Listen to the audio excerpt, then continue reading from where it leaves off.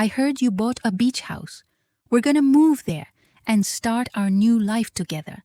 My son Marcus, 36 years old, said this with a coldness that cut right through my heart. He was standing at the door with a suitcase in his hand, and that woman next to him, someone he'd barely known for 2 weeks. After years of taking care of him, patiently dealing with his depression, paying his bills while he wasn't working, now he just up and announced, "I don't want to live with you anymore, Mom. I'm too old for this. I met Jasmine and we're gonna live in your beach house." Just like that, without an ounce of gratitude, as if I were just some old piece of furniture he'd finally managed to get rid of. I'm Nancy, 67 years old, a black woman who spent her whole life being strong for everyone else but herself. I never imagined that my own son, that little boy I carried in my arms, that I protected from everything and everyone, would treat me like a burden, like someone who's getting in the way of his life. The loneliness I felt in that house was already deep, but finding out that after everything I'd done, I was nothing more than a nuisance. That destroyed me in a way that not even my husband Michael's death could do.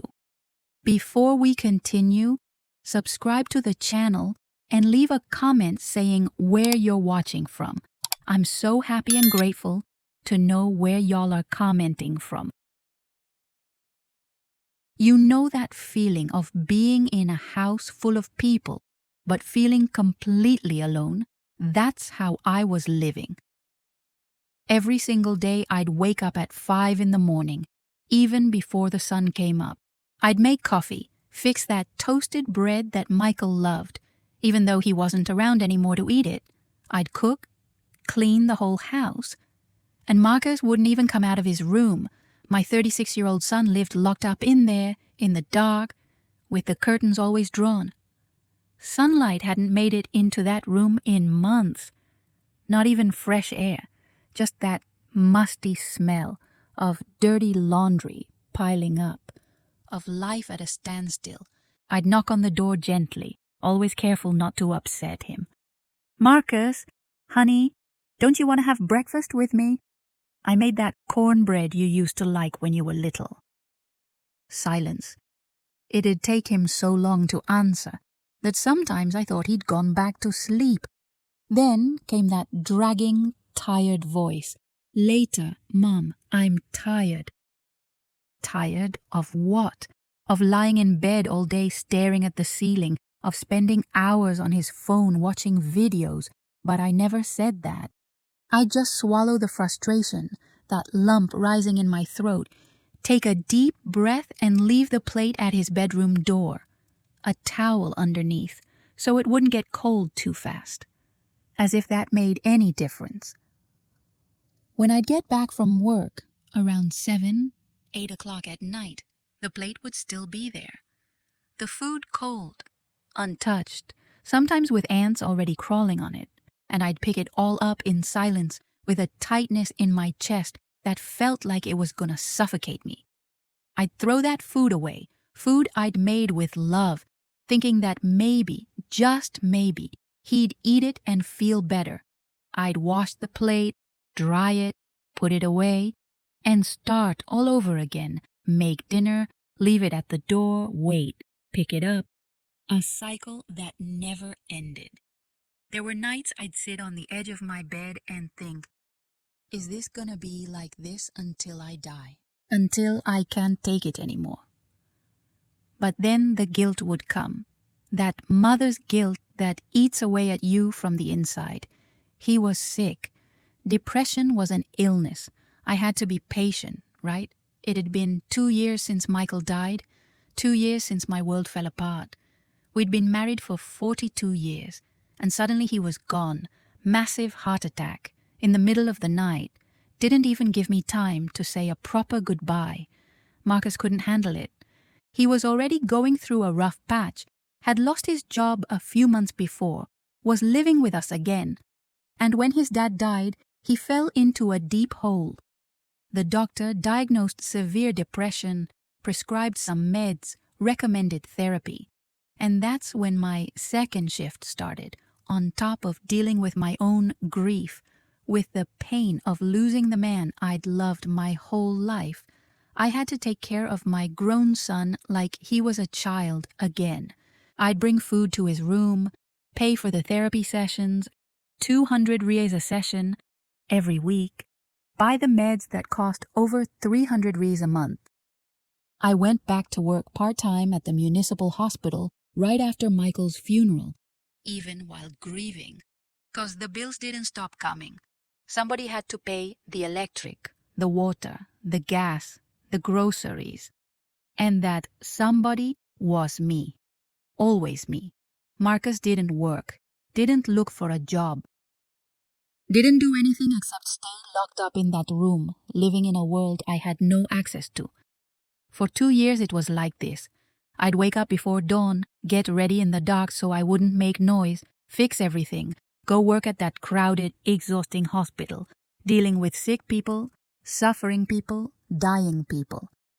I was a nursing assistant, so my work was heavy, turning patients over, giving baths, cleaning wounds, holding the hand of someone in pain.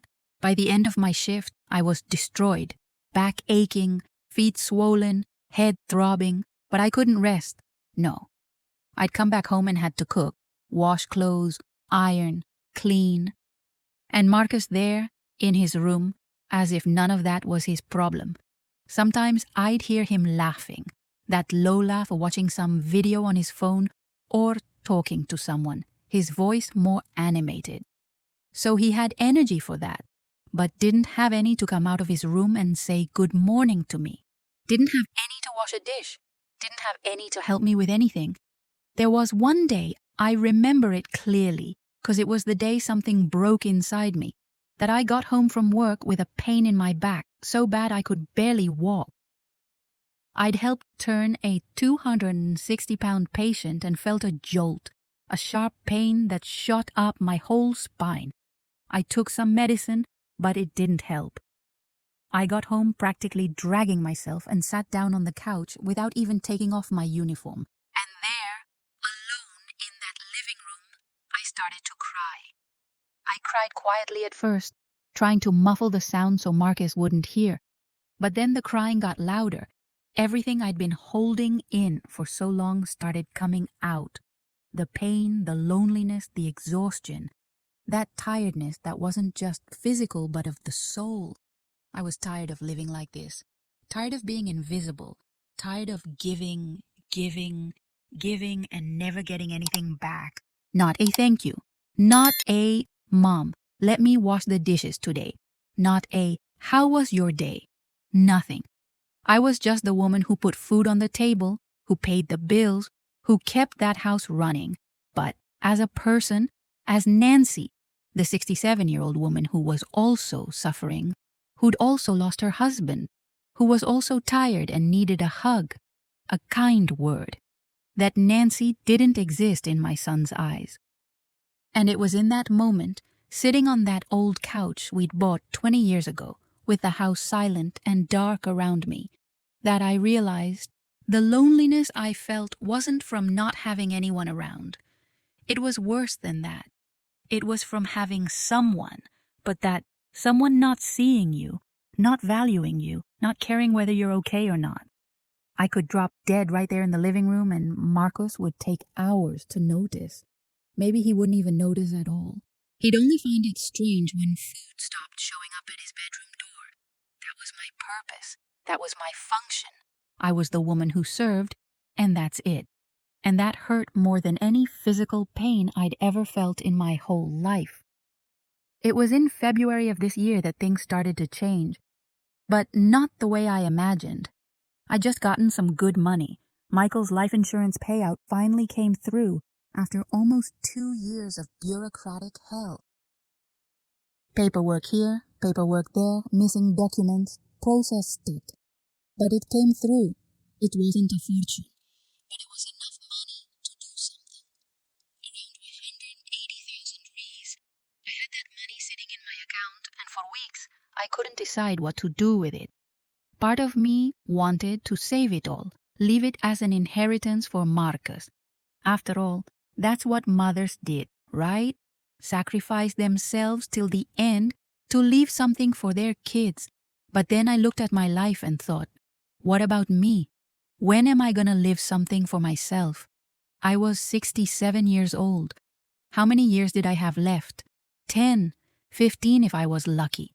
And was I gonna spend all those years doing what? Continuing in that suffocating routine, in that house that didn't bring me any joy anymore, taking care of a grown son who treated me like a maid. That's when I had an idea. A crazy idea that at first seemed downright selfish, but the more I thought about it, the more sense it made. I'd always dreamed of having a house by the beach. Ever since I was little, when my dad would take me to spend the day in Guaratuba, I'd look at the ocean and think, someday I want to wake up and see this every day. Michael liked the beach too. We'd always talk about how, when he retired, we were gonna buy a little place near the ocean and spend weekends there. But he died first, and the dream died with him. Except the dream hadn't died. No, it was just asleep, and now I had the chance to make it come true. So that's what I did. I started looking for houses on real estate websites. I'd spend my nights after work looking at photos, checking prices, imagining what it'd be like to live in each one of those little houses. There was one that caught my eye. It was in a small town, about 2 hours from here. A simple house, old, that needed some repairs, but it had a porch facing the ocean. And when I saw the photo of that porch, man, with the sea in the background, the blue sky, I felt something in my chest I hadn't felt in a long time. Hope. I made an appointment to see the house on a Saturday. Didn't tell anyone, not even Marcus. I caught the bus early and went. The trip was long, but when I got there and saw that house up close, it was love at first sight. It was small, had 2 bedrooms, a tiny kitchen, a bathroom that needed renovation, but it had that porch, and the sound of the sea, and the smell of salt air. I sat on those wooden steps of the porch and just stayed there, just listening to the waves, feeling the wind on my face. And for the first time in 2 years, I breathed, really breathed, without that tightness in my chest, without that anxiety. I looked at the ocean and thought, this is it. This is my place.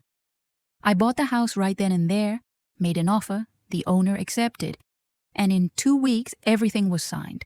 I spent 150,000 Rs, had some money left over that I saved to do the repairs.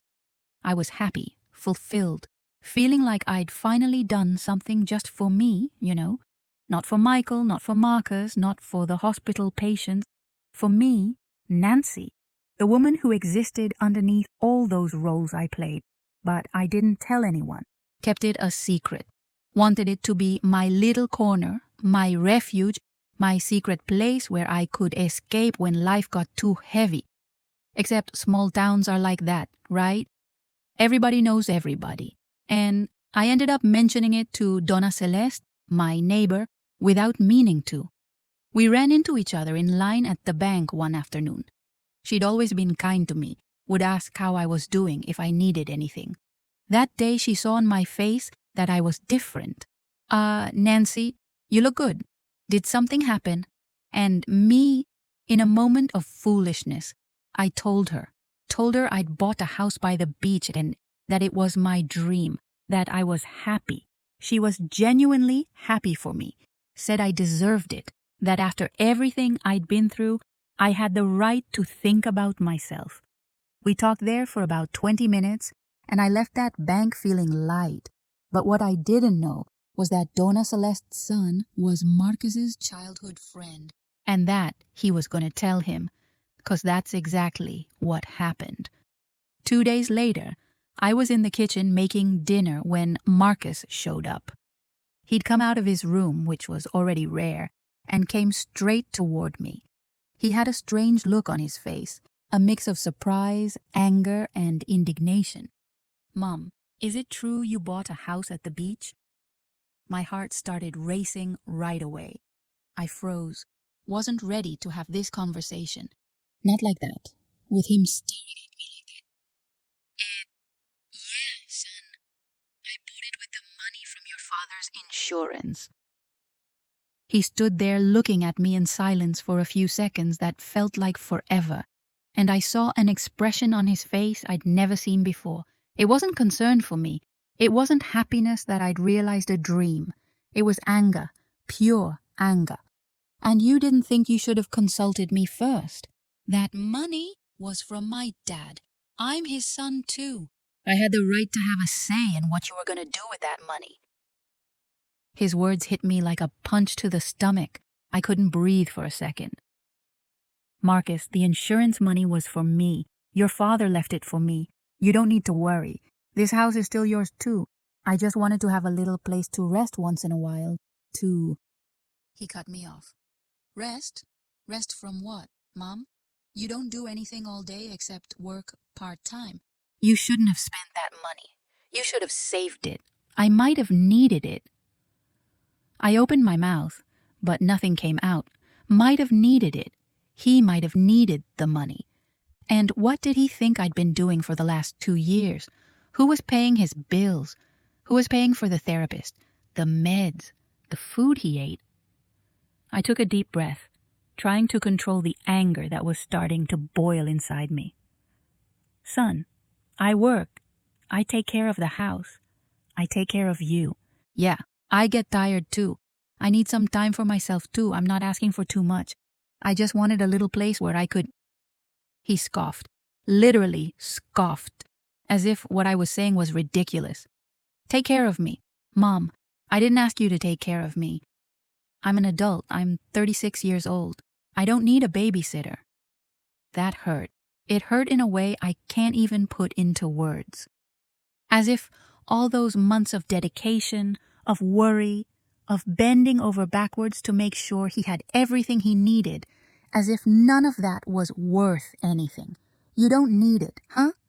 So, who's paying for your sessions with the therapist? Who's buying your meds every month? Who's putting food on your table, washing your clothes, cleaning this house? My voice was shaking now, getting louder. I felt my blood pressure rising, my heart racing. Marcus shrugged. Such a simple gesture, so indifferent that it was more painful than any words. "I didn't ask for any of that, Mom. You do it, 'cause you want to. Nobody's forcing you." And he turned his back, just turned his back and went back to his room, leaving me there alone in the kitchen, with my legs shaking, my eyes burning with tears I refused to let fall.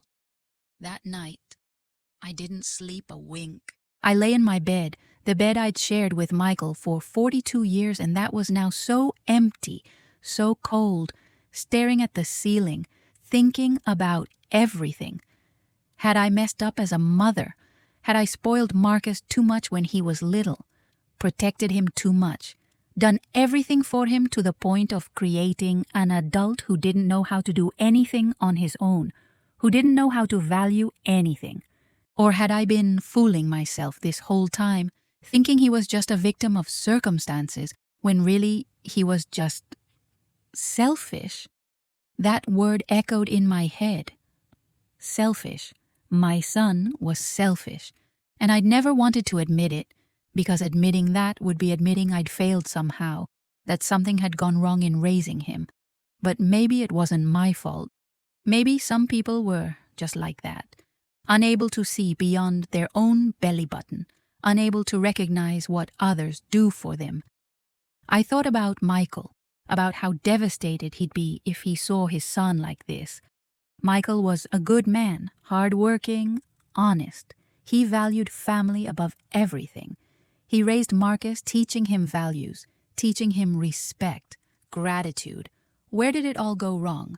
When did the little boy who hugged us tight and said, "I love you guys," turn into this cold man who barely looked me in the face? I cried a lot that night. I cried for the marriage I lost, for the husband who left too soon. I cried for the son I thought I had, but who maybe never really existed. I cried for the woman I'd become, tired, alone, invisible inside my own house. And I cried because deep down, way deep down, I already knew what I needed to do. But I still didn't have the courage. The following days were tense. Marcus barely spoke to me.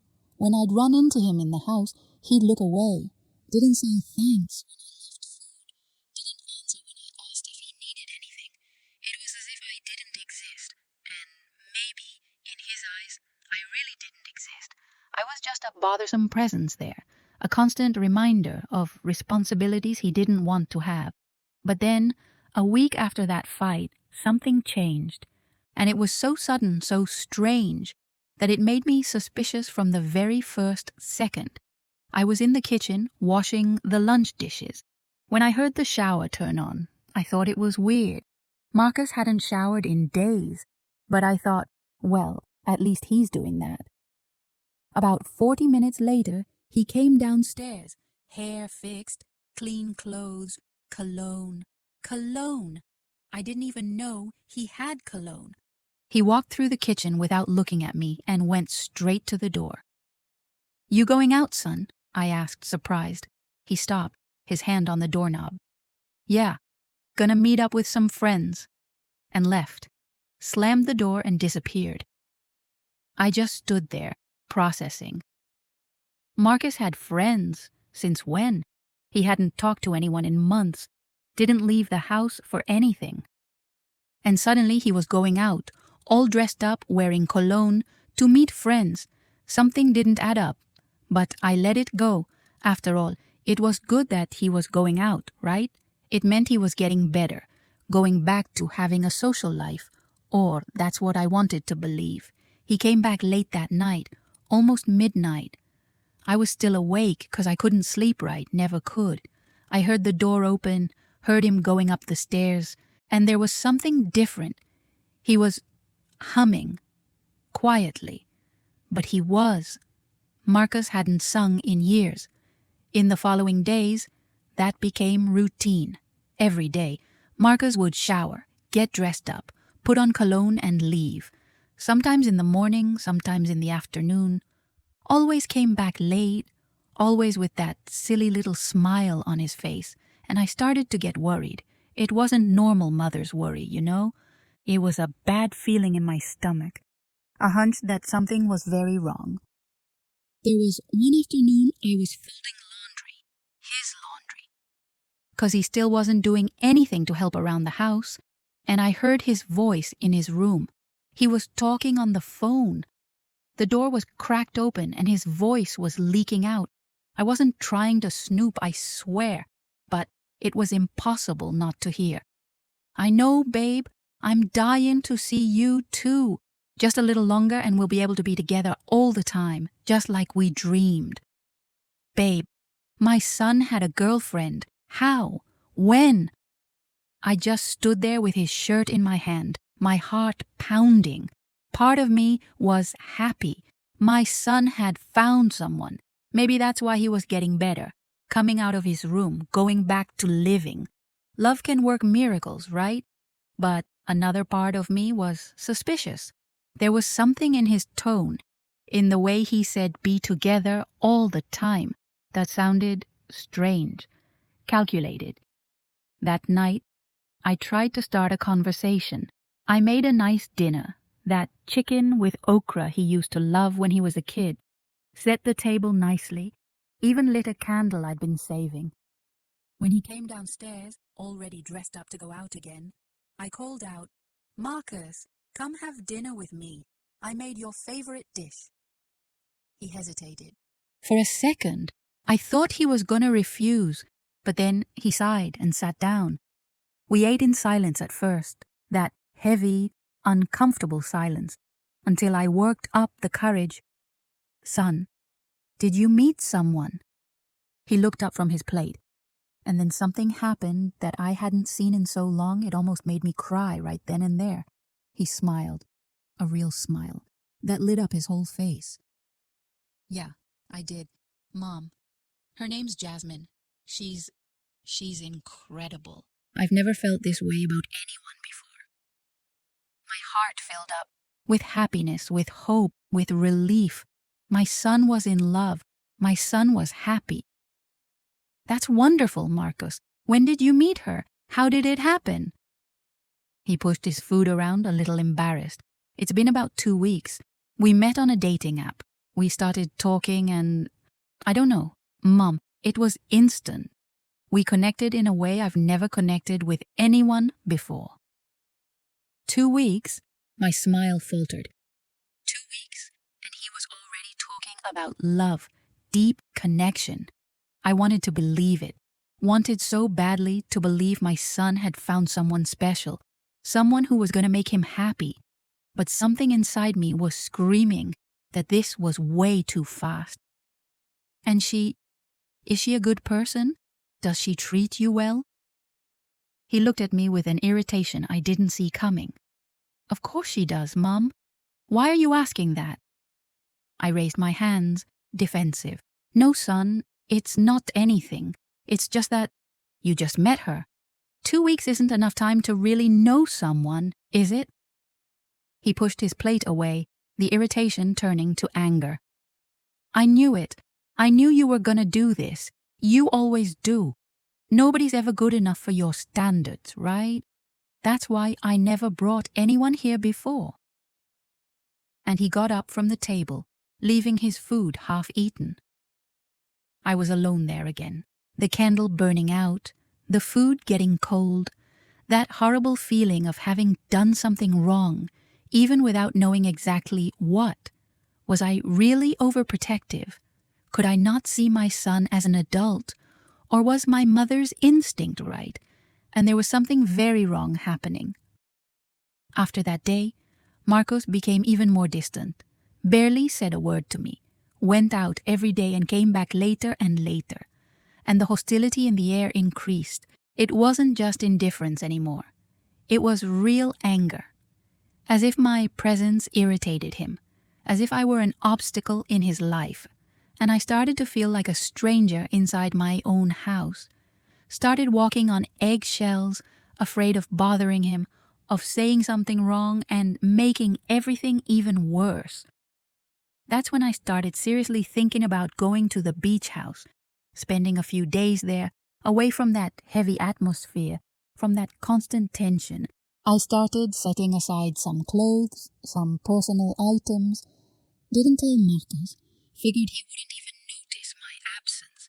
Maybe he'd even be happy to have the house to himself. But then, a week later, it happened. The thing that changed everything. That made me see the truth with painful clarity. I'd just gotten home from work. I was exhausted, with leg pain from standing all day. I opened the door, expecting to find the same thing as always. Silence, empty house, Marcus locked in his room. But that's not what I found. Marcus was in the living room, and he wasn't alone. There was a woman with him. The two of them were sitting on the couch, real close to each other, holding hands. When I walked in, they stood up, and that's when I saw her properly for the first time. Jasmine. She was young, must have been about 25, 26 years old tops. Thin, tall, pretty. Curly hair loose down to her waist, tight clothes that showed off her body, flawless makeup, looked like she'd stepped out of a magazine. And there was something in her eyes, something cold, calculating, that made me freeze inside. Mom, this is Jasmine. Marcus was glowing. I'd never seen him so happy, so alive. I tried to smile, extended my hand. Nice to meet you, Jasmine. Welcome. She squeezed my hand. A firm grip, too strong even, and smiled, but the smile didn't reach her eyes. Hi, Donna Nancy. Marcos talks about you so much. Her tone was too sweet, fake. I knew that kind of tone. I dealt with people like that at the hospital. People who smile to your face but are thinking something else behind it. I said I was going to make some tea, more as an excuse to get out of there than anything else. Went to the kitchen kitchen, put the kettle on the stove, and just stood there, my hands shaking slightly. Through the kitchen door, I could hear them talking in the living room, laughing softly, whispering. And then I heard her voice, not as low as she probably thought. "So this is where you live. It's cozy." Cozy. The way she said that word, it wasn't a compliment. It was condescending. It was disdainful. As if our simple house, our humble life, was something to pity. I bit my tongue hard so I wouldn't go back there and say something I'd regret. Instead, I finished making the tea, put it in the cups, the good cups I saved for company, and went back to the living room. Jasmine took the cup, took a sip, and made a subtle face. So subtle that maybe Marcus didn't even notice. But I noticed. She didn't like the tea, thought it was bad. Or maybe she just made that face to look down on me. 'Cause that's what I felt. That she was judging me, evaluating me, and deciding I wasn't good enough. They stayed another hour there. I tried to make conversation, asked what she did, where she worked. She was evasive. Said she worked with digital marketing, but didn't give details. I asked where she lived. "With some friends," she answered. I asked if her family was from here. "I don't really like talking about my family," she cut me off, with a smile that didn't hide her discomfort. Everything about her made me uncomfortable. The way she looked around the house, examining every corner as if she were appraising the value of things. The way she treated Marcus, too affectionate, over the top, like it was all an act, and especially the way she looked at me, like I was an obstacle, like my existence was a problem she still had to figure out how to solve. When they finally left, went up to Marcus's room for over an hour, which made me extremely uncomfortable, but I didn't say anything. It was almost midnight. Marcus came to say goodbye to her at the door. They kissed in a way that made me look away, and when she left, he came back inside with that silly smile on his face. I tried to talk, really tried. "She seems interesting." Marcus immediately scowled. "Mom, don't start. I saw the face you made. I know you didn't like her." "It's not that, son. It's just that you've known each other for such a short time, and it's always the same thing. Always. Nobody's ever good enough, right? Nobody's ever going to be approved by you. That's why I never brought anyone here before." And he went upstairs, slamming the door so hard the picture on the wall shook. I just stood there in the middle of the living room, alone again. And a horrible truth started forming in my head, a truth I didn't want to see. But that was there, clear as day. That woman didn't love my son. She wanted something. And from the way she looked at the house, from the way she asked about my life, about what I had, I knew exactly what she wanted. In the following days, Jasmine became a constant presence in the house. She was there every day. Sometimes she'd show up in the morning and stay till night. And every time I saw her, the bad feeling grew. She started acting like she already owned the place, would touch things without asking, open the fridge and grab food, change the channel on the TV when I was watching. And worst of all, she started making comments. "Donna Nancy, this house is so full of old things. Don't you feel like renovating everything? This decor is so traditional, right? From your time. Marcus deserves to live somewhere more modern, more youthful, you know?" And Marcus agreed with her, agreed with everything she said, like he'd been hypnotized. One afternoon, I was in the kitchen when I heard the two of them talking in the living room. Their voices were low, but I could hear, "Babe, when are we gonna be able to have our own space? It's hard to have privacy here with your mom always around." Marcus sighed. "I know, babe, but I don't have money to rent a place right now." Jasmine laughed, a low, manipulative laugh. "But your mom does it, right? She just bought a beach house. There's gotta be money left over." My blood ran cold. So that was it. It was about money. Always was. I dropped the knife I was using to cut vegetables and just stood there, paralyzed, listening. "You think she'd give me money?" Marcus asked, and there was hope in his voice. Hope that yes, that I'd bankroll both their lives. "Babe, you're her son. She's obligated to help you." Her voice was sweet, poisoned. "Besides, that beach house. Why does she need 2 houses? She's not even going to use it. We could live there. It'd be perfect. Away from here, away from everything, just the 2 of us." I felt the tears burning my eyes. So that was it. She wanted my house. The house I bought with the money I got from my dead husband's insurance. The house that represented my only dream come true in 67 years of life. And my son was considering it, was agreeing with her. "Yeah, that'd be really good. I'll talk to her." "Do it soon, babe. We don't have time to waste." Don't have time to waste. What did that mean? Did they have some plan, some deadline? My head was spinning.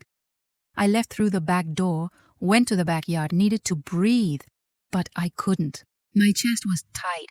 My vision was blurred. I was sure if I stayed there one more second, I was going to explode. It was that night that I made a decision. I was leaving, going to the beach house and staying there. Wasn't coming back. Wasn't going to live anymore in that house where I wasn't valued, where I was seen only as a source of resources. I started packing my bags that same early morning. Got my clothes, my documents, the wedding photos, the jewelry Michael gave me. Everything that was important to me. Left almost everything else. But the next day, before I could leave, it happened. The last straw. The moment that changed everything forever. I'd just gotten home from work. It was around 6 in the evening. I opened the door and came face to face with them. Marcus and Jasmine, both of them standing in the living room, with suitcases, full suitcases. And that's when Marcus said those words that'll echo in my head till the day I die. "We heard you bought a beach house. We're going to move there and start our new life." I froze, couldn't process it. "What do you mean you're going to move there?" My voice came out weak, shaky. Marcus didn't even blink. There was a coldness in his eyes I'd never seen. "It's what I said, Mom. Jasmine and I are going to live in the beach house. We need a fresh start, away from here. And you're not going to live there full time anyway." Jasmine smiled. That poisonous smile I already knew so well. "We're just asking for a favor, Donna Nancy. Let us use the house for a while. You can still visit whenever you want." "Whenever I want? In my own house?" "No." The word came out before I could think. "No, Marcus. That house is mine. I bought it for me." He took a step forward. "So what? You're not going to use it?" "It's going to sit there empty while we need a place to live. That's selfish, Mom." Selfish. He called me selfish. Me, who spent 2 years taking care of him. Me, who worked till exhaustion to pay his bills. Me, who sacrificed my whole life for the family. "Marcus, you've known each other for 3 weeks. 3 weeks. How are you going to live with her? You don't even work. How are you guys going to support yourselves?" That's when Jasmine decided to speak. And what she said destroyed me. "You really don't get it, do you? Marcus is sick. He has depression. He needs a new environment to really heal. Here in this house, there's too much bad energy, too many memories of his dad. There at the beach, he'll be able to recover, and I'll be by his side, taking care of him. Something you never did right." The world stopped. I looked at her, then at Marcus, waiting for him to defend me, waiting for him to say something, to say she was wrong. But he didn't say anything, just stood there agreeing with her in silence. And it was in that moment that something broke inside me, definitively, no going back. "Get out." My voice came out low and firm. "What?" Marcus frown. I said, "Get out! Get out of my face!" I screamed so loud my throat hurt. "Get out of here, Marcos, and take her with you." Marcus went pale. Jasmine took a step back, completely losing that air of superiority. "Mom, I don't want to hear it. I don't want to hear another word you have to say." And then everything I'd held in for 2 years came out in a flood of words, of pain, of accumulated anger. You know what loneliness is, Marcus? Real loneliness. It's not being alone. It's having someone next to you and feeling invisible. It's working like a condemned woman, coming home destroyed, and not even getting a, "Hi, Mom, how was your day?" It's making food that nobody thanks you for.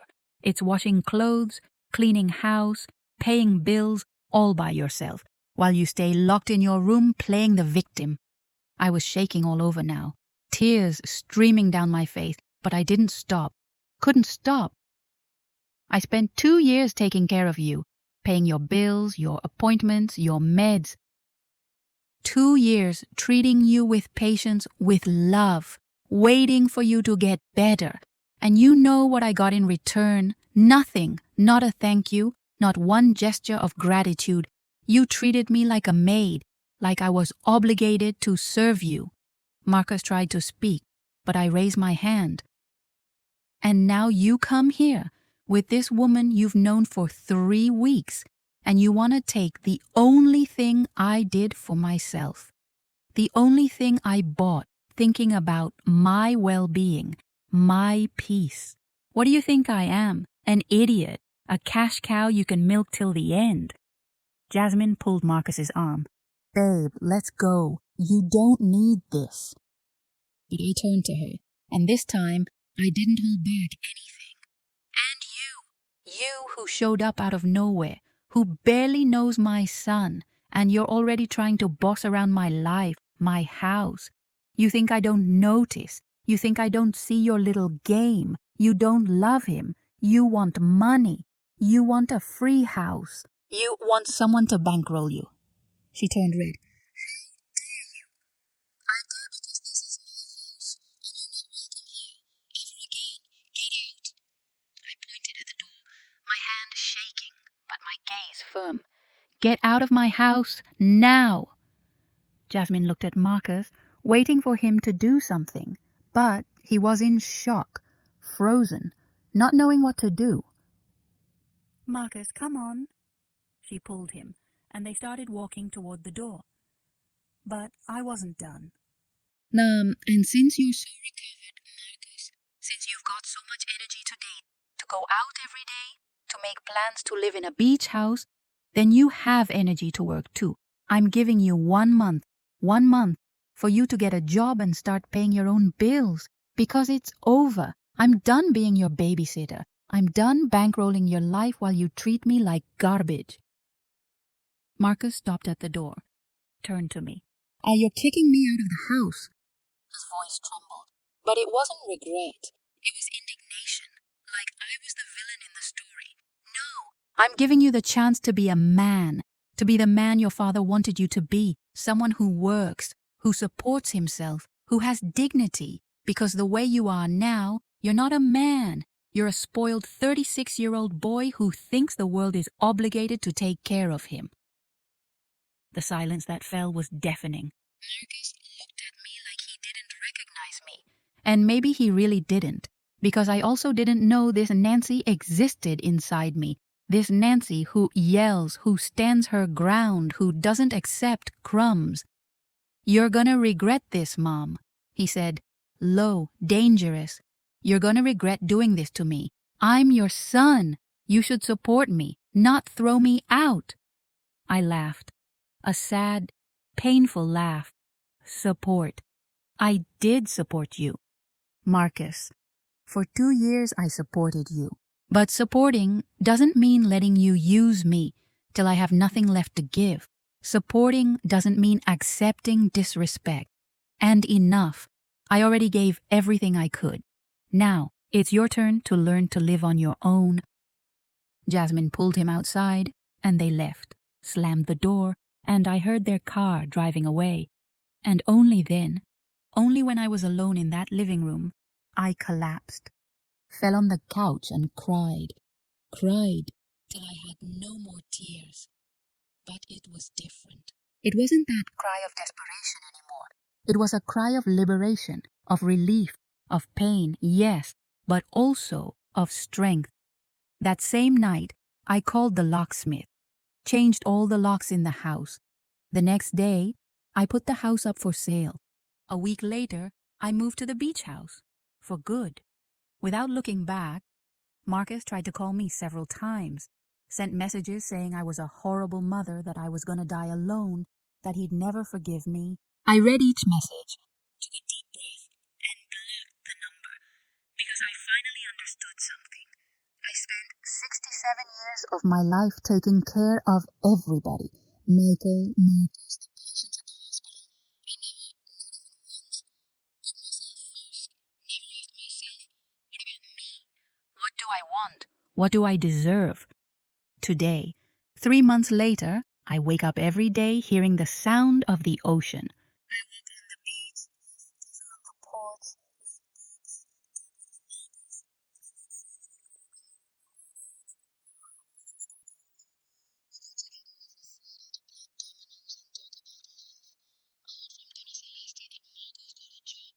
Telemarketing work, low salary, but it's work.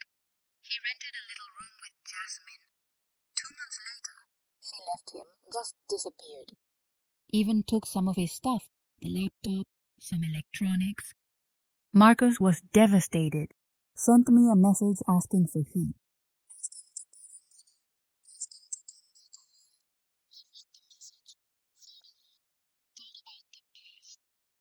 Everything I did for him. Thought about the boy he was, the man he became, and I took a deep breath and I answered, Marcus, I love you. I always will, but I can't rescue you anymore. You need to learn to stand on your own, and I need to learn to live for myself. One day, maybe, we'll be able to talk again, but not now. Right now we need distance. Take care of yourself. And I blocked him again, because I know that if I leave the door open, he'll come back, and we'll fall into the same cycle. And I don't want that. Not anymore. There are days I miss him, the boy he was, the dreams I had of seeing my son happy, fulfilled. But then I remember how he treated me, how I felt in that house, and I know I made the right choice. Because at the end of the day, the only person who'll be with me till the end is myself, and I deserve to respect myself. I deserve to have peace. I deserve to live, not survive. Really live. And that's exactly what I'm doing now. Living. Finally. And that was my story. I know it's not easy to hear, and it wasn't easy to live through either. But I wanted to share it with you guys. Because I know a lot of women go through similar situations and feel alone, thinking they're the only ones. Leave a comment down below telling me what you thought of this story. Do you think I did the right thing? Was I too harsh? Or should I have done it sooner? I want to know your honest opinion. If you made it this far, hit that like button to help me keep bringing these real stories to you guys. And subscribe to the channel so you don't miss the next story that's already waiting for you right there on your screen. Go check it out. A kiss to each and every one of your hearts. And remember, it's never too late to start over.